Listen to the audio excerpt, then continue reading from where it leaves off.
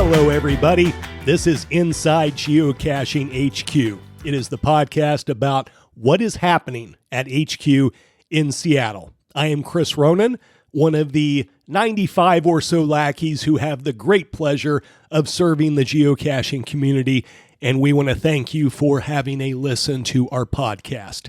It has been a while, and I'm sorry for that. It's been so nice to meet many of you out in the wild at geocaching events and to hear your great feedback about the HQ podcast.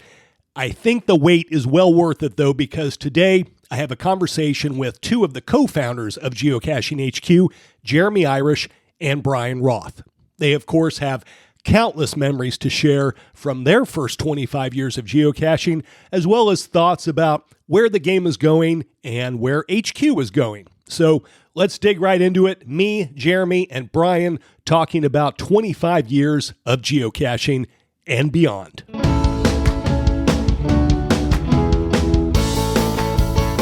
Okay, so Bryan and Jeremy are here in the flesh at HQ. We are actually inside HQ for the HQ podcast, and it's the 25th anniversary of geocaching, and there's been so much celebration about it this year, and I thought it would be great to get you guys together. I think we last did this about 5 years ago, where we reminisce, and maybe you tell some stories about how. So, okay, let's go back. It's let's say it's June of the year 2000. The game has the first geocache was just placed a month ago. And Jeremy, had you already started by now? Had you started playing by now? I think it was about that time. I went back and I actually logged that first cache. So if I looked up online, I could probably tell the date that I did it. But I found out about it from, what was it?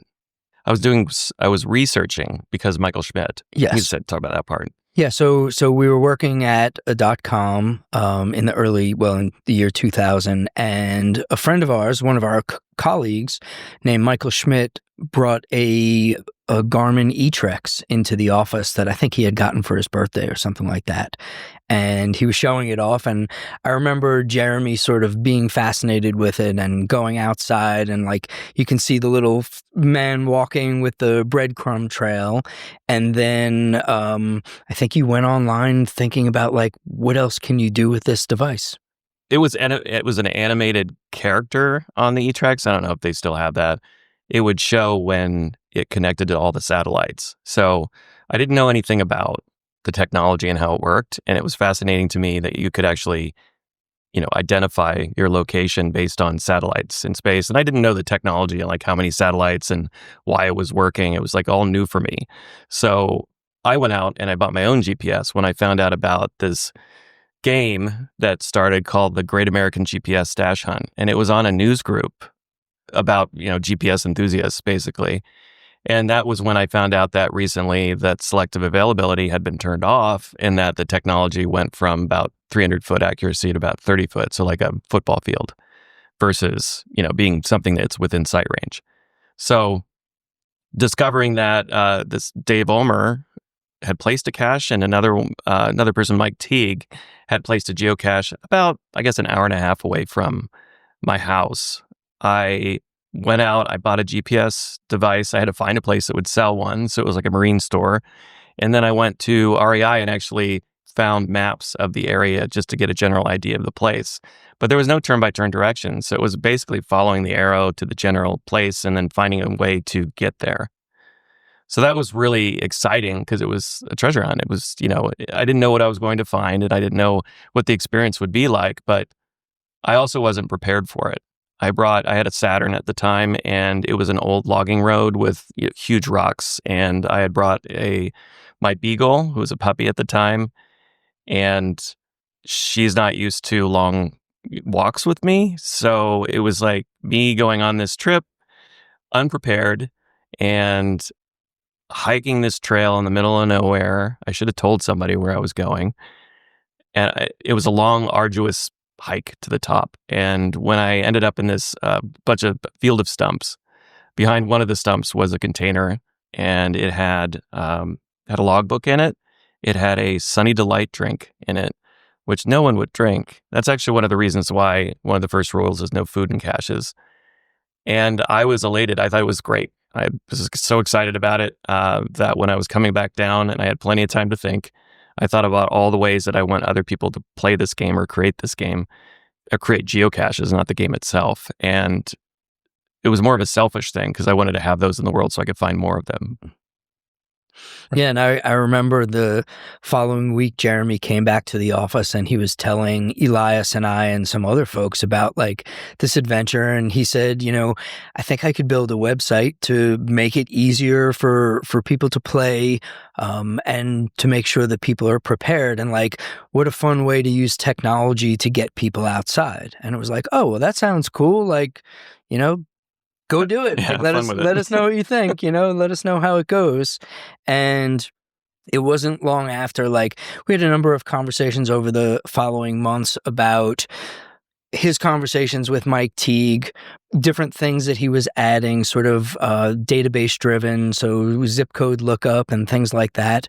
And then in September 3rd of 2000, when Mike Teague's website went down, he basically told all of the people that were using his website to go to geocaching.com, which Jeremy effectively had just launched. Yeah, at that time, Mike Teague was documenting all the geocaches that were being posted to the news group or emailed to him.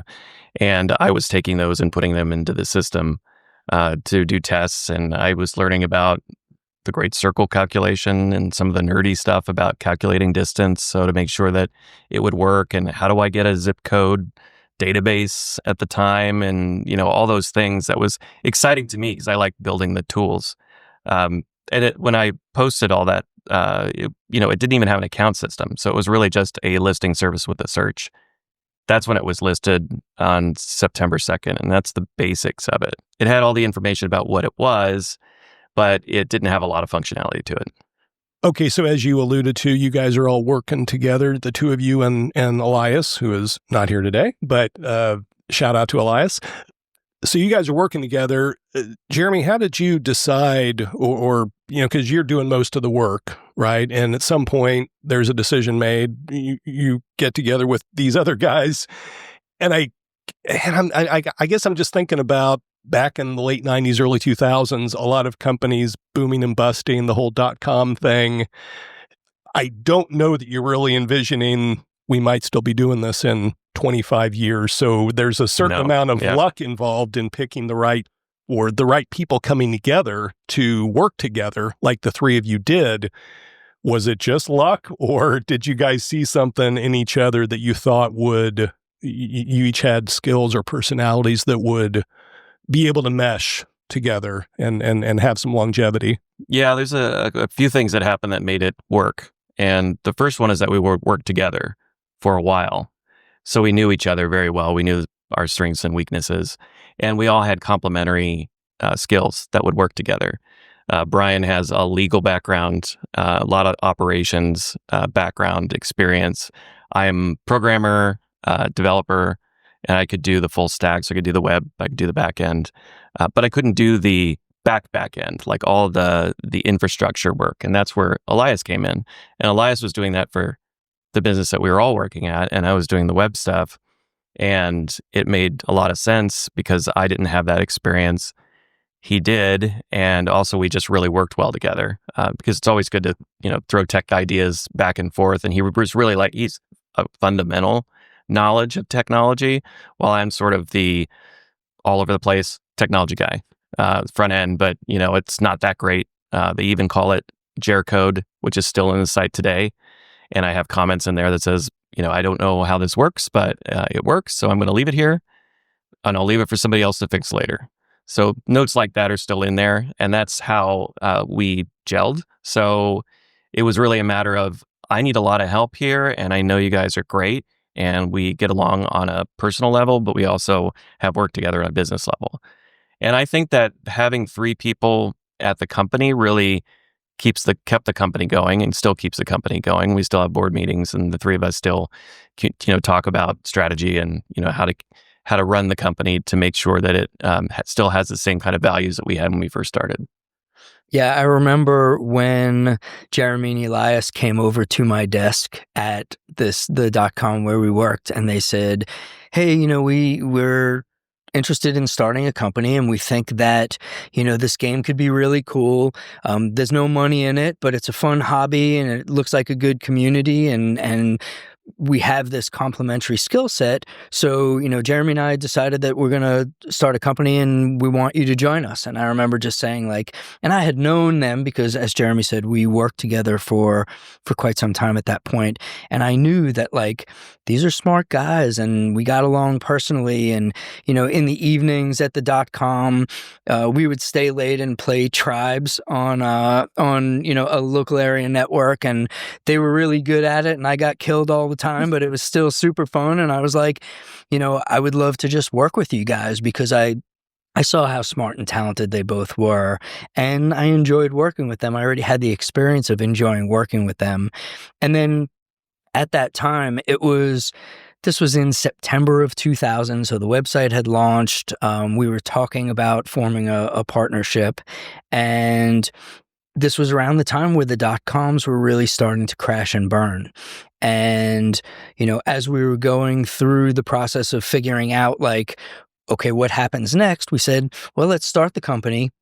I was able to put together the paperwork with the Secretary of State and, file the articles of incorporation and things like that. And so on November 3rd of 2000, we officially became a company. It was Grounded Inc. That was the first name. And then it was supposed to be kind of cheeky because we're grounded, because it's like a tech company, but it's related to GPS, but also it's kind of naughty. I always thought geocaching was sort of like we're asking for forgiveness, not permission at the beginning. Like, how do we become good citizens, but at the same time, we're kind of doing something that's kind of in that gray area. We ultimately changed our name to Groundspeak, which is the idea. It's like tech speak. So every place has a story. And we thought, well, maybe we're going to work on other GPS related games. And we didn't want to pigeonhole us into geocaching, but it turned out that geocaching is so many things involved with geocaching that it made sense just to do geocaching. Yeah, so that was our primary focus for so many years. I mean, we have had side projects like waymarking, and Where I Go was a side project that got rolled into geocaching, for better or for worse. Benchmarking was another one. Benchmarking was another. Got a database of benchmarks, and people would go out and find them. And that's gone now. Mm-hmm. We closed that down a couple of years ago because it was really minimal use and more of a distraction in terms of ongoing development here. But we formed the corporation, and then the .com we were at crashed and burned. And one of the things that stood out to me at that time was that, here we were, it was a retail men's clothing, physical retail, and then online retail. And when the company was going out of business, we had done all this online retail in the year 2000, and we had a big customer database, and we had a history of orders and addresses and a lot of information about the customers.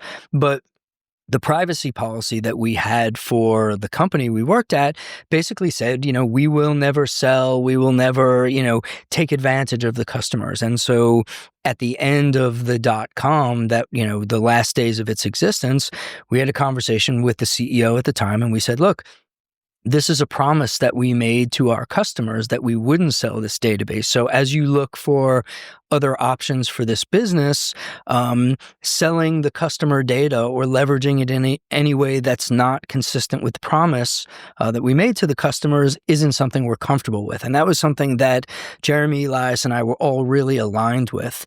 And that just, not that I didn't know it at the time, but that really solidified my understanding that our values of serving the community, doing the right thing, conducting business in an ethical, honest way, which is one of our guiding principles here at HQ, was something that I saw in my business partners.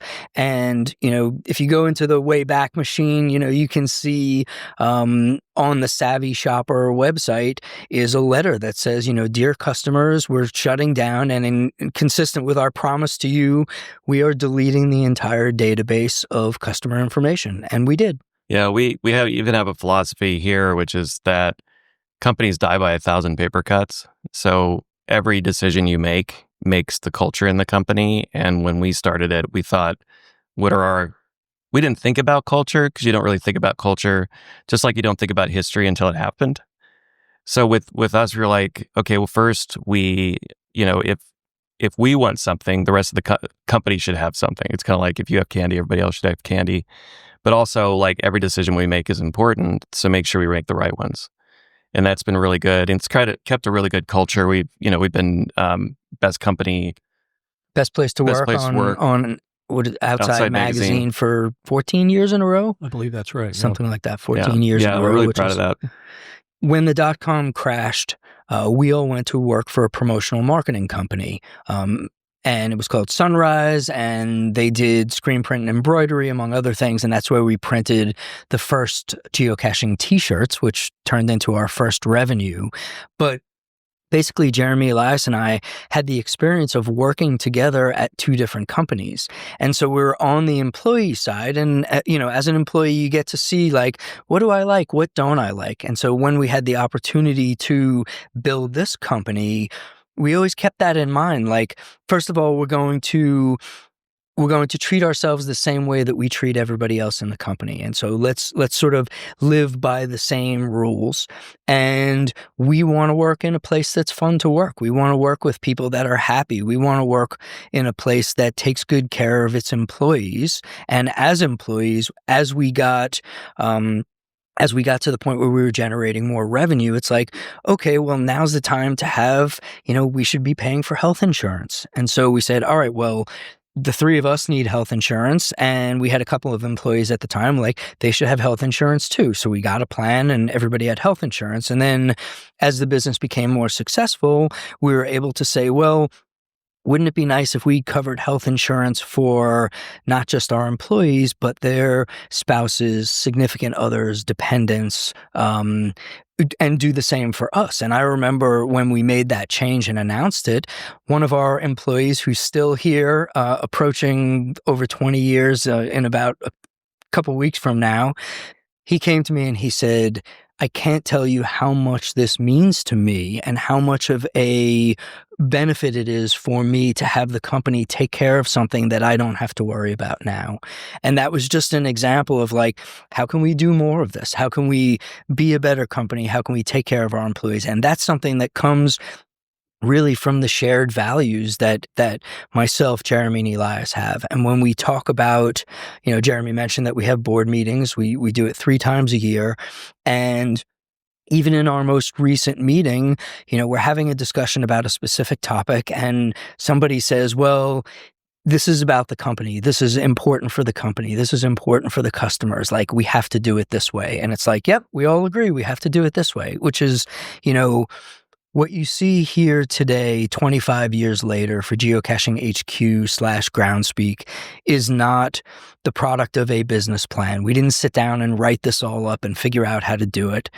Instead, as Jeremy mentioned, this is the product of 10,000 individual decisions made over a long period of time with the best of intentions and a really solid set of values. And the reality is, we didn't get them all right. That is impossible.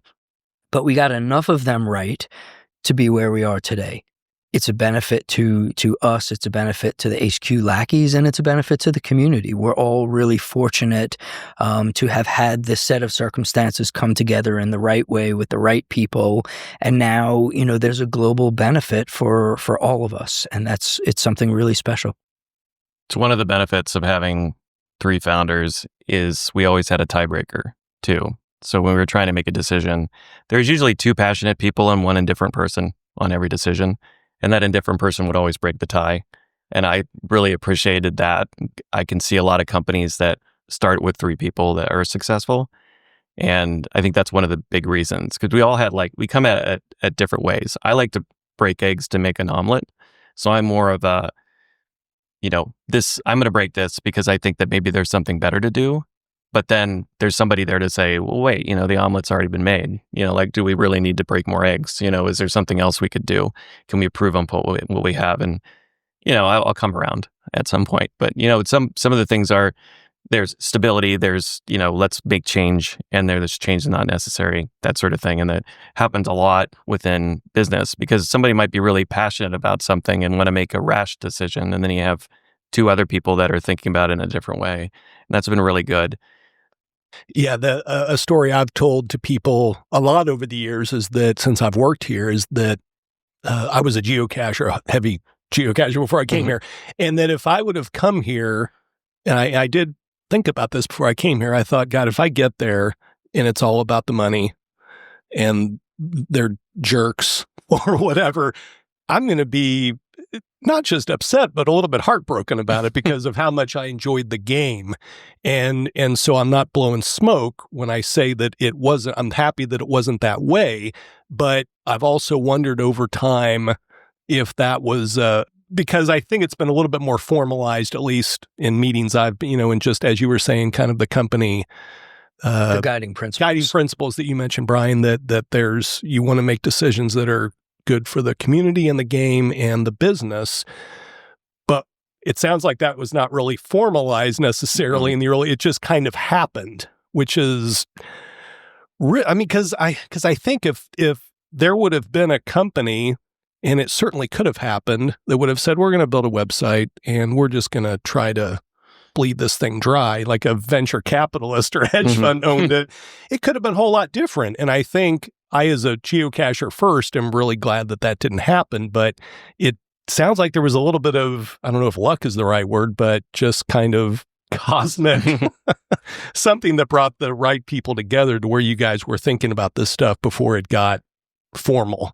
It's interesting to note that, like, we started with 3 people, but we've had a lot of people join the company. Some have, many have stayed and some have moved on. But over time, like, this isn't just the product of Jeremy, Elias, and I, and our opinions and our thoughts and ideas, but this is, we've tried to create a culture where ideas are, we want to hear the ideas. The best ideas can come from anyone. And so if you look at where we are today, so much of the credit a lot of the credit certainly goes to Jeremy, Elias, and I, but so much of the credit goes to other lackeys who are here today, or some lackeys who have moved on to other companies who have shown up with ideas or things that they've seen elsewhere. Like, hey, I see you doing this. Well, here's what worked at this company that I used to work from. And so we've learned through sort of input from the team about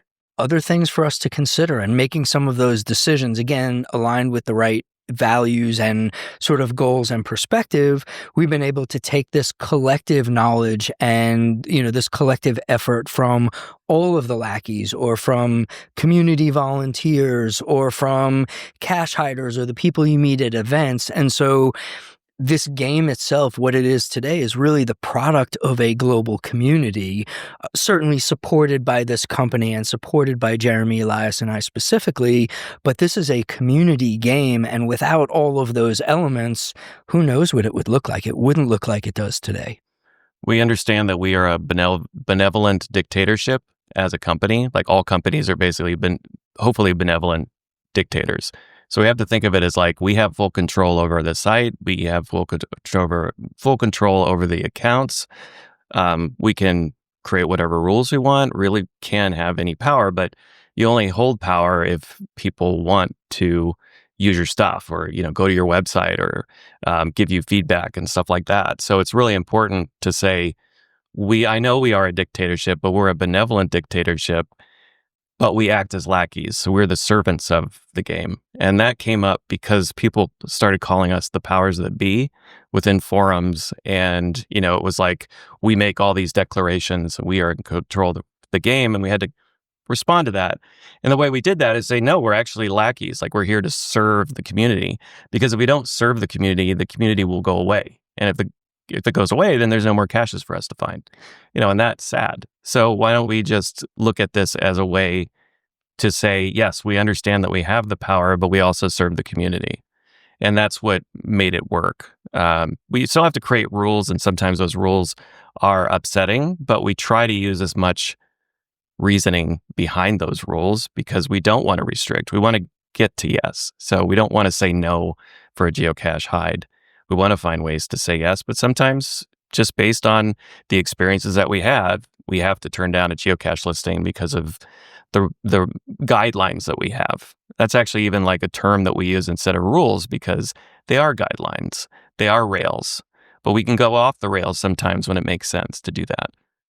One of our guiding principles states that we have to earn the right to be the global headquarters for the game of geocaching through generous service to the community. And it's a guiding principle. And it's something for people to consider that we are not entitled to this. We have to earn it through service. And that's why we're the HQ lackeys. And that's why we have the perspective on the game. We don't own geocaching as a company. Just like nobody owns baseball or football. There can be a major league, there can be an NFL, there could be a Premier League in soccer, but nobody should be able to go to a group of people and say, oh no, you can't play this game without a license fee. This game belongs to the community, and we are the company that earns the right to support it by playing the role that we do and having the community accept us as the global headquarters. Yeah, the early days of geocaching, and I'd say like early to mid stage of geocaching, we did consider raising money for the company. And we went out and we did sort of a drive around and met with a bunch of venture capitalists and considered what that might look like. And ultimately, we decided that that wasn't the way to go for a couple reasons. One is, I'll just give my analogy. It's kind of like if you lose control, it's like your baby getting a brain transplant and then going around and pillaging, because they don't really understand the original. So really, they were taught a certain way, and now there's somebody out there put like this other content into this child's brain, and now it's just a tantrum baby. I can't get over the visual now.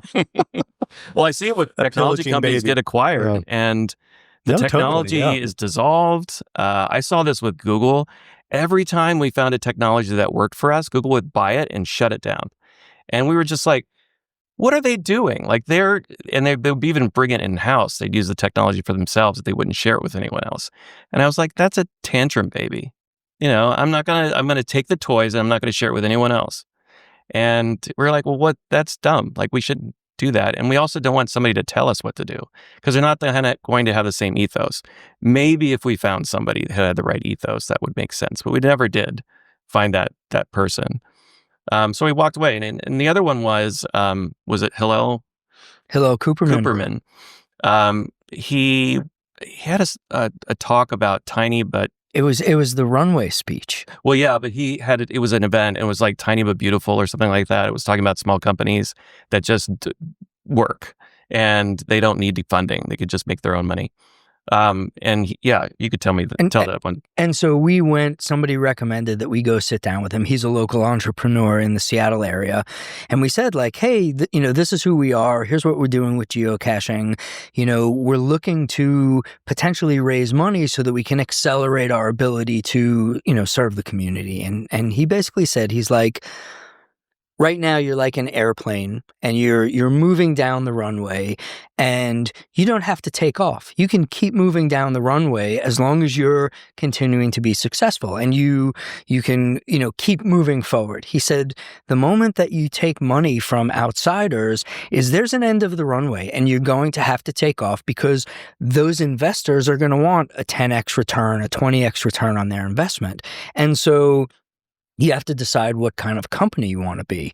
And like Jeremy was saying earlier, we believe that with our values and our perspective that we were good for the community. We were good for the game. We were going to continue to support it in the right way. And the thought of introducing another variable in terms of another company or another individual to tell us or have some influence over what we do introduced the risk that the community wouldn't be served in the way that we felt that the community should be served.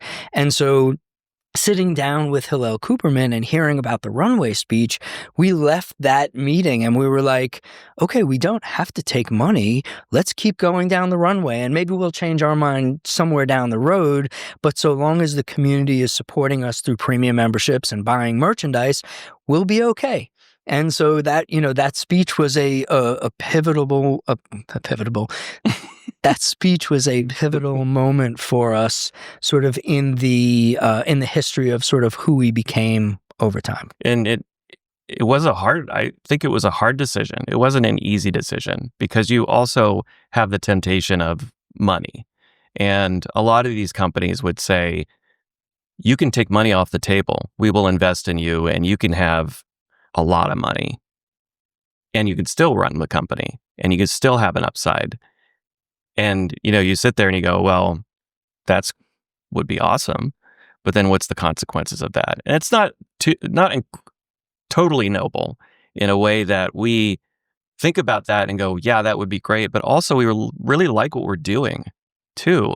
And you don't want mom and dad to come in and tell you what to do. Right now we have our own playground and nobody's telling us what to do. We make decisions on our own and we don't have to have that outside influence. So I think at that point it was like the quality of life, of creating a company is more important than getting a bunch of money and then walking away. Because what do you do next after that point? And I see serial entrepreneurs and they just keep going and you're like, well, why don't you just stop? Like you're already success. What are you reaching for at that point? And I think we've already reached it and we just like it. One of the things that we'll talk about at HQ somewhat often is there's a lot of ways to measure success in business. There's people who will go out and do their IPOs or be a serial entrepreneur and, get bought, mergers and acquisitions and things like that. But one way to measure success is through impact. And when we look at the impact that we can have as a company and as a community on the lives of millions of people around the world, it's a tremendous form of success. And when you couple that with being able to take good care of our employees, pay ourselves a salary, make sure everybody is gainfully employed, with healthcare and things like that, being able to create impact and have effectively a lifestyle business is a really so it's a very nice form of success. And some people will say, well, you didn't do an IPO or you didn't get bought. That's okay. If somebody else can go do that, we really like Jeremy was saying, we actually like doing this. We enjoy it. We feel really fortunate to be involved in this game, in this company, and in the community. And, it's a fantastic form of success. I can't see a serial entrepreneur being able to attend mega events either, or block parties or things like that. Again, going back 25 years and thinking about it then, you guys couldn't have imagined that you'd be able to, that these events would be taking place all over the world and people are not just that you get, Jeremy, you're talking about you went out and it was so cool to find this thing behind a stump, but this other aspect of this game that it brought people together. And just talk about that a little bit and what that means, because I think all of us here, that's such an exciting part of what we do, to know that the tools lead to these interactions between people in this community that's been built. It's really amazing. Yeah, the community itself is one of the best aspects of the game. The game itself almost facilitates the creation of this global community that creates and shares and plays together. And, when you look at all the things in this world that are set up to divide people from one another, seeing something like geocaching that's bringing people together is super special. And, this year being the 25th year, we have the most megas, gigas, and block parties that we've ever had, twice as many as we've ever had in any previous year. So last year, I think there was 50, maybe 54 megas. I don't recall exactly, but this year we're at 138 already. And so if if we had gone back 25 years and said hey, one day you're going to be at an event and there's going to be 5,000 people who want to talk to you or take a picture with you or have you sign something, it's come on, you're kidding. And one of the fun aspects of being here for as long as we have is, we get new lackeys every now and then. And when you get a newish lackey going out to their first mega and just getting to see sort of the experience through their eyes. I was in Hellendoorn in the Netherlands, I think it was 3 years ago for a mega, and there were a few new lackeys with us. And I remember before the mega started, we were sitting in this big parking lot, awaiting sort of entrance, and each of these new lackeys was surrounded by like 20 to 30 people. There was these just little pods around the parking lot, and I looked around, and you can see sort of the excitement in their eyes, but also like, what is my job that I'm standing here? Like, people want to talk to me. And so it's such an interesting aspect. We're normal people like everybody else. And so to be sort of put in this position where, you go to an event and people want to talk to you, people want to see you and spend time with you. And then as soon as you leave the event, nobody cares who you are. It's like it's just a really fun aspect of it. And so getting to see that through the eyes of newer lackeys as they have their first experiences like that, it's a welcoming community. And I think somewhat in exchange for the work that we do to support the community, we get a lot of love back, and it's really appreciated. I mean, Chris and Jeremy, you certainly know, but it's one of the things that we probably could not have predicted, but it's really just another special aspect of what we get to do. Yeah, I'd say it was a surprise to me that we would have events. I always thought at the beginning that it'd be something where people would be passing in the night kind of thing, where you'd see names in a logbook, but you wouldn't know who they are. And then these events started cropping up. And in fact, I hosted an event that Bryan didn't want to go to, and I was able to encourage him to go. And he met his future wife there.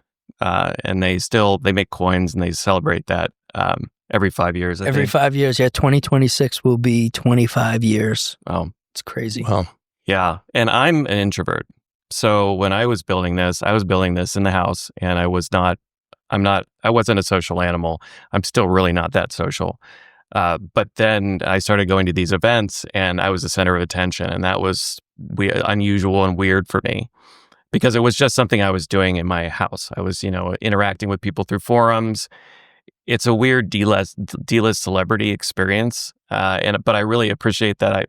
After I go to an event and I leave, I'm not being stopped on the street all the time. Right. I can't imagine being a celebrity, just seeing like a little glimpse of that in the geocaching community. And I really haven't gone to a lot of events, and it's because I'm like neck deep in children at this point, and it's really hard for me to take the moment and travel. I'd love to do that once they get out of the house, which is soon. But yeah, that was like, I think one of the biggest surprises for me was that we would have major events, mega events, giga events. The size of these events would just increase and blow me away, especially when you go to the first event with 5,000 people in a crowd, and they want you to stand on stage and talk about geocaching. I think at this point I've gotten comfortable enough to talk on stage like that, but still it blows my mind every time. And yet, I mean, I think you said, talking about NFL or baseball or Premier League.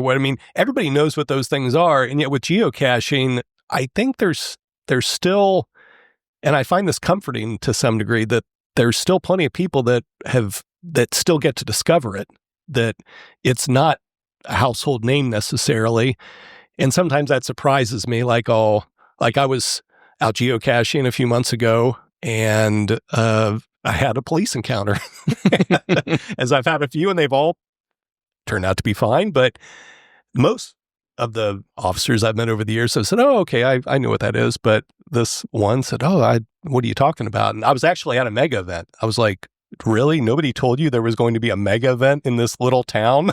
But so I got to open up the app and say, "All of these dots are geocaches." And he's like, "Oh my God, it's so cool to see that reaction that somebody has, where they say, wait, this is happening right under my nose and I don't even know about it." And that's pretty neat too, that the game still has room for growth and still has people that get to find out what it is. In the early days, we used to say, not that early, sort of the maybe 10 years ago, we would say like, oh, this is the biggest hobby in the world that nobody knows about. And that's changed over time, but you're right. It's still a lot of that where most people don't know worldwide. And that's, it's opportunity. We talk about like geocaching is good for the world, getting people outside into nature, having adventure, exploration, community. How do we do more of it? And so, one of the things that we're focused on is working with the community to spread the word, to get more people outside, more people creating, sharing, and playing these types of adventures with one another.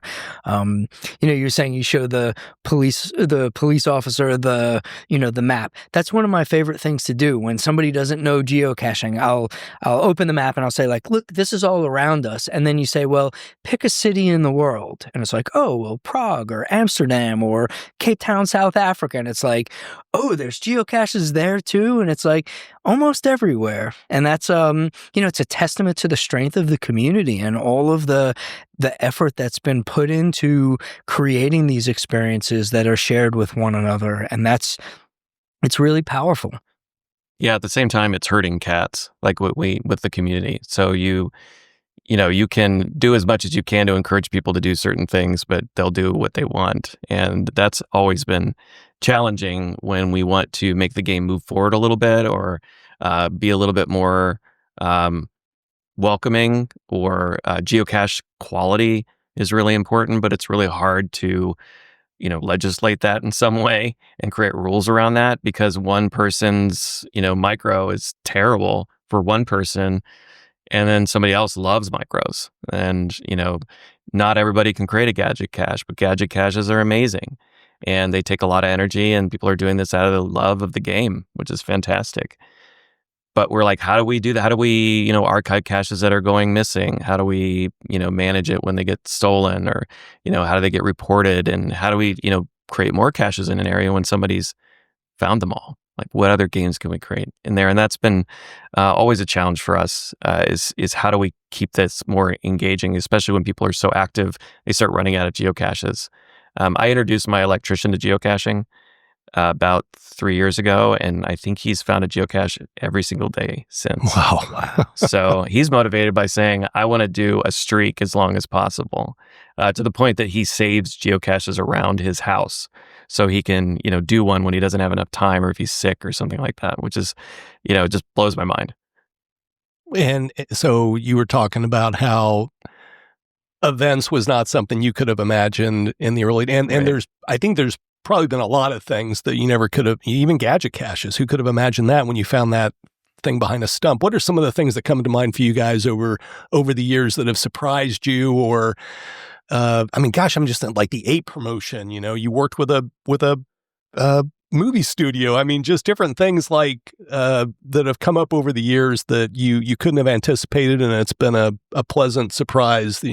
Good memories in that sense. The fact that people are traveling to Brazil to find the particular geocache. You've gone, Chris. Jeremy, you haven't gone. I haven't gone to that one. I aspire to go to Brazil to find this cache. And I think people who are not geocachers would look at you and say, what? Like, why would you do something like that? But as geocachers, we understand like the history and the lore and just the special aspects of the game that have come up, all the different cache types, earth caches becoming a thing with the GSA.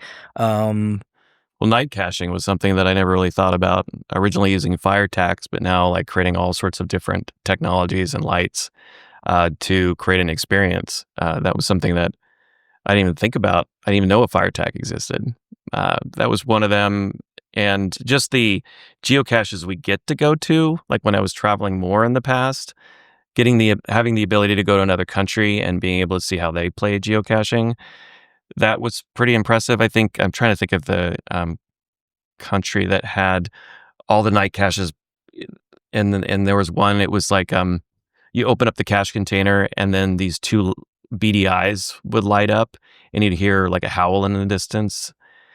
So it was like it was triggering this event that would scare the crap out of you in the middle of the night, but we were with a bunch of people that knew what it was, so it wasn't so scary that time. Just the ingenuity, I think it would be a big one. Even some of the stuff they would put in geocaches. I had a stress ball made out of chainmail that I found, and I still have it, that somebody made because they could make chainmail, and they just made a ball and stuck it in the cache. So sometimes I get surprised just by even the items that I find. just the creativity that has been brought to this game through the global community is probably, I don't know if it's a huge surprise, because, you're tapping into like the hive mind where like all of these people coming to this game with their own passion and ideas can create some really remarkable things. But the levels to which individuals and groups of individuals have gone to create these elaborate, extraordinary experiences to share with other people just for the benefit of giving, just for the benefit of giving a gift, or the spirit of sharing and the joy that brings is such a remarkable aspect of the game itself. One big aspect of the community is the community volunteer reviewers, translators, forum moderators, and what they bring to the community and what they've done for the game over time. And I know each of you has had an opportunity to interact with so many of those folks. Some of them have been volunteering for over 20 years in a couple of cases, which is incredible. Maybe touch on that aspect a little bit too. Well, I'll talk. They're ambassadors of the game in their own areas.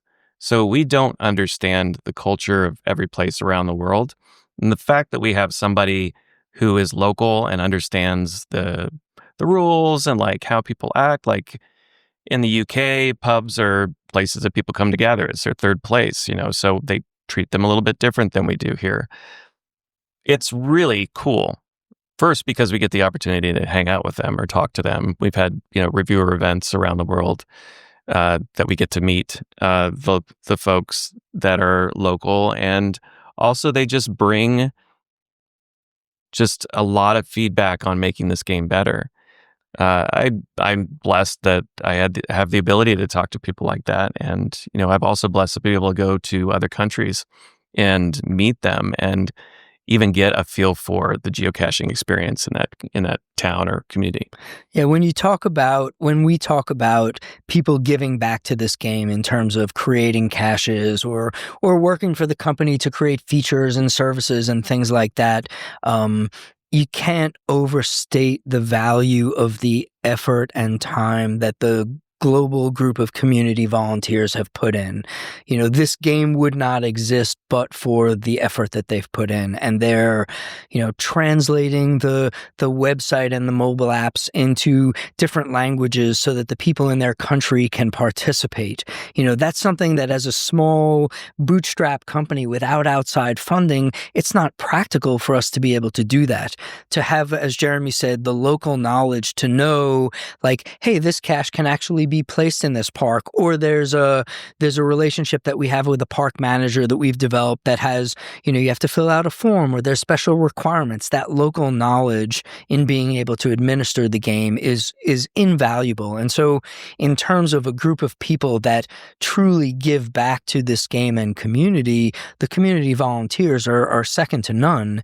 And as Jeremy said, like, we've had the experience of meeting them from the early days to, going to events now, and we'll have a meal together, or we'll get to talk to them or get on stage and try and answer some questions with them.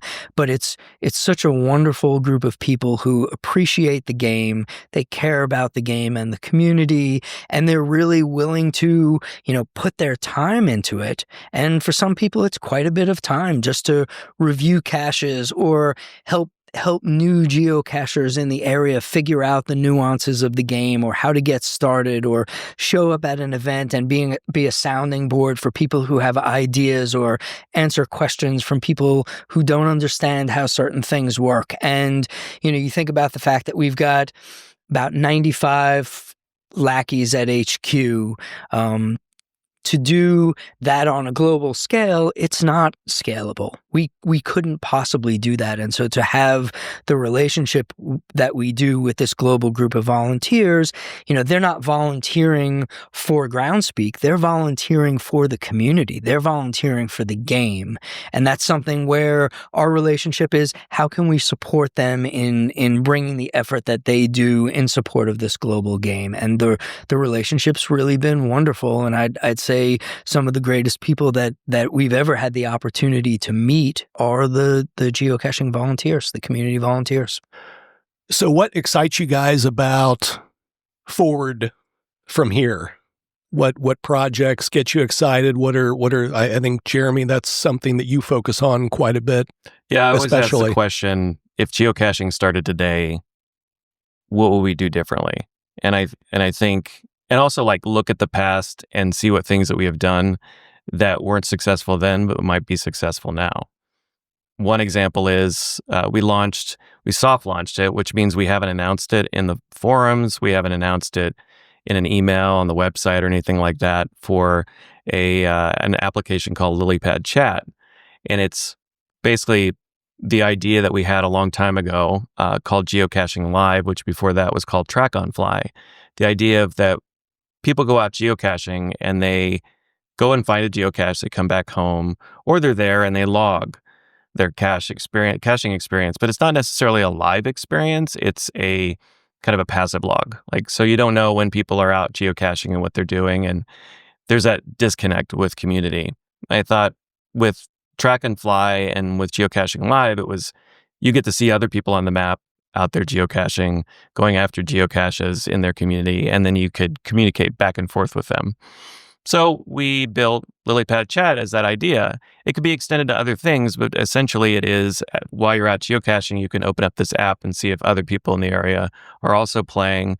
There's always been the phone a friend. So if you go to a geocache and you can't find it, you can always, shoot a flare and say, hey, I can't find this geocache. Can you give me a hint? Where it might be, that sort of thing. So we're playing around with that idea and then bringing that kind of concept back, but also like, how can we build the site in such a way that we have a verified find? Because everybody can say they've been to a geocache, but how can you actually prove it, at least to the best you can?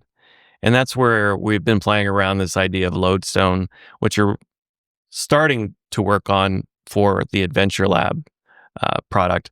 But ultimately, the goal is to bring it to geocaching, and the idea where you actually have time-stamped logs where you can find a geocache, you can tap it, and it'll actually show that you had been there. And there's just all sorts of different cool things that you can do with a proven find that you can't do with just logging a geocache. Yeah, so for one example with Lodestone, we've talked about like, what if we wanted to create some prizes for people who find particular caches?